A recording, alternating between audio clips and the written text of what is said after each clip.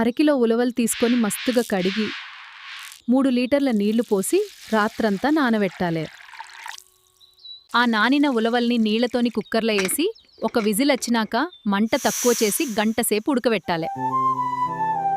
Cooker చల్లబడ్డాక ఆ ఉలవల్లోంచి ఆ నల్లటి కట్టునీళ్ళని జర పక్కకు వంపుకోవాలి. అవే మనకు కావాల్సింది.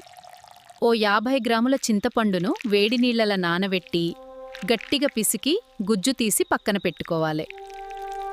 గిన్నెల నూనె పోసి ఆవాలు, జీలకర్ర, ఎండుమిరపకాయలు, ఎల్లిపాయలు, కరివేపాకేసి జబర్దస్త్ పోపెట్టాలి. ఆ పోపుల మనం తీసిపెట్టుకున్న ఉలవల కట్టు నీళ్లు పోసి సగం గంట సేపు మస్తుగా మరగనీయాలి. ఇప్పుడు ఆ చింతపండు గుజ్జు యొక్క రసం, ఉప్పు వేసి నీళ్లు సగం అయ్యేదాకా గట్టిగా ఉడకబెట్టినామంటే చారు చిక్కగా అవుతుంది.